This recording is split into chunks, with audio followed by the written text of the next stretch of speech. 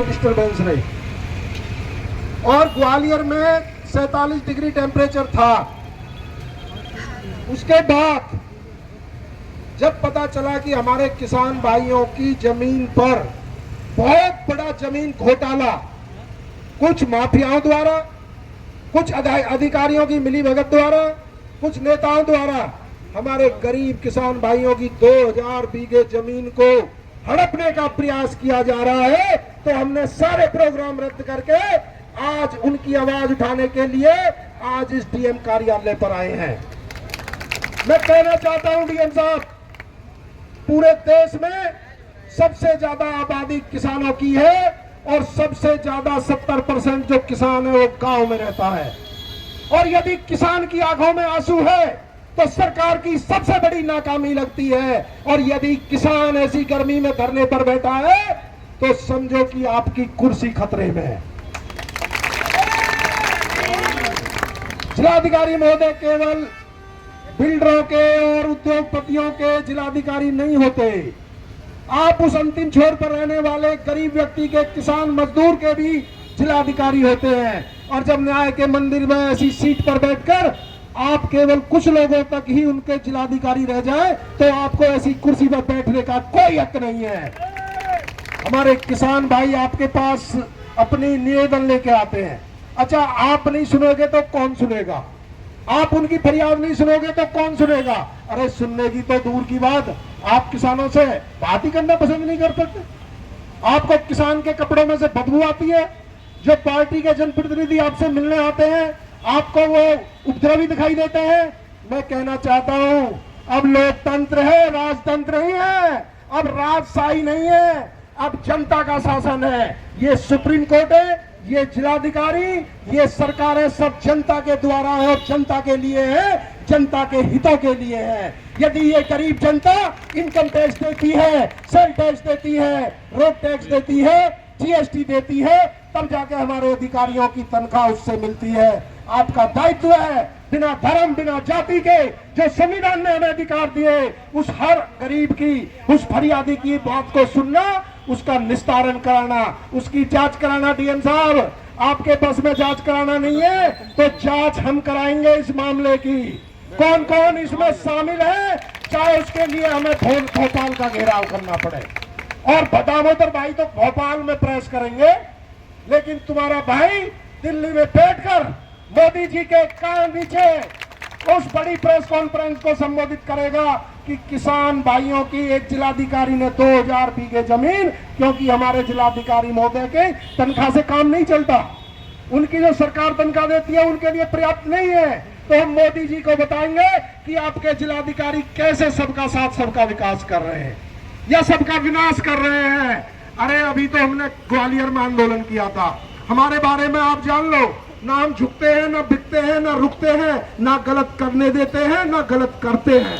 संविधान को मानने वाले लोग हैं। आज भी देख लो कैसे संवैधानिक तरीके से आपके कार्यालय के बाहर आकर अपनी बात रख रहे हैं, क्योंकि बाबा साहब ने, संविधान ने हमें अधिकार दिया है।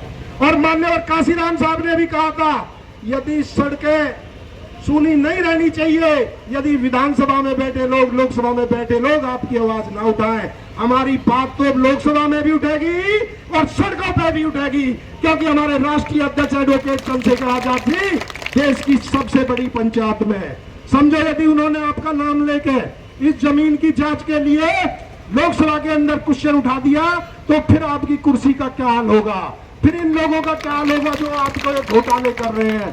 अरे हम तो पहले संवैधानिक तरीके से आपके बीच मांग रखने आए हैं, जो हमारे किसान सत्ती आती है इनकी बातों को पूरी करो, इनकी बातों को ध्यान से सुनो, इनके दर्द को आराम से सुनो, क्योंकि इस देश में यदि किसान नहीं होता ना तो ये देश कोरोना में भूखा मर जाता। कोरोना जैसी महामारी में भी इन्होंने अपने खेतों में काम किया है, जब पूरे देश के लिए अन्न उगाने का काम इन्होंने किया है। इन्होंने कोई छुट्टी नहीं ली, इन्होंने कोई अवकाश नहीं लिया, ये धूप में, गर्मी में, सर्दी में देश के लिए अन्न उगाता है। आज मेरा वो किसान भाई यहाँ जमीन पर बैठा है।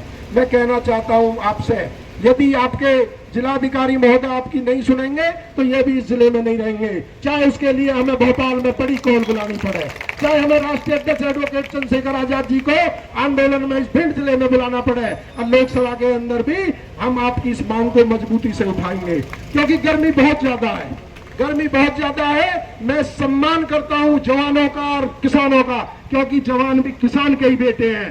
सरकार में मजबूरी हो सकती है उनकी बात उठाने की, उनकी काम लाइन ऑर्डर बनाने की, लेकिन वो भी किसानों के ही बेटे हैं। और यदि जवान निष्ठा से काम करता है जब हम चैन से सो पाते हैं, और यदि किसान निष्ठा से करता है तो जब हमारा पेट भरा जाता है। मेरे साथियों, बहुत सारी बात करनी थी लेकिन समय कम है। मैं तो केवल ये कहने आया हूं कि संघर्षों से लाल पैदा होते हैं और समझौतों से दलाल पैदा होते हैं। आजाद समाज पार्टी और भीम आर्मी ने, एडवोकेट चंद्रशेखर आजाद जी ने देश के लिए, गरीबों के लिए, किसानों के लिए मर मिटने वाले लाल पैदा किए हैं। इसलिए इन सारे लोगों का धन्यवाद देता हूं जो दूर से चल के आज यहाँ इसके लिए आपके बीच आए हैं। क्योंकि यदि हमारे बारे में यदि कुछ गलतफहमी हो तो ग्वालियर का आंदोलन देख लेना जो गुजर सम्राट वीर भोजे के लिए हुआ था, वो आंदोलन देख लेना जब 12 फरवरी को भोपाल के अंदर हम इकट्ठा हुए थे। आपको गलतफहमी नहीं रहनी चाहिए डीएम साहब, लेकिन फिर भी हम आपको एक मौका देते हैं कि अपनी गलती को सुधार करके इन किसानों का भला करो। ये कोई बाहर के पाकिस्तान से नहीं आए, ये हमारे देश के नागरिक हैं और वोट देते हैं तब सरकारें बनती हैं, तो ये भी हमारे भाई हैं, इनको ध्यान रखो। और जो इनकी मांग है, जो वहां पर जबरन कब्जे की कार्रवाई चल रही है, मेरी मीडिया बंधुओं से भी कहूंगा कि इस बात को फोकस करें। जो स्टे के बावजूद वहां पर बाउंड्री वाल, सड़क और जमीन पर रोड बनाने का काम चल रहा है, उसे तत्काल प्रभाव से रोका जाए। उसके अलावा जो सीमांकन तत्काल प्रभाव से रुकना चाहिए, और आपने जो रजिस्ट्रियां चल रही हैं वो भी रुकनी चाहिए। इसमें किसानों के नाम दोबारा दर्ज किए जाए। यदि कोई चीज है, अब तो देश का भूमि अधिग्रहण एक्ट भी ये कहता है, किसान की बिना मर्जी के, बिना उनकी सहमति के उनकी जमीनों को कोई छीन नहीं सकता। इसके लिए देश ने एक नया भूमि अधिग्रहण एक्ट 2014 आपके बीच बनाया है, फिर भी आप उन नियमों का अनदेखी कर रहे हो। इसके अलावा जो रोड बाउंड्री की जा रही है वो भी रुकनी चाहिए। और अंत में अब मैं अपने यहाँ कोई सीनियर अधिकारी है, मुझे बताएगा कि कौन ज्ञापन लेना आएगा।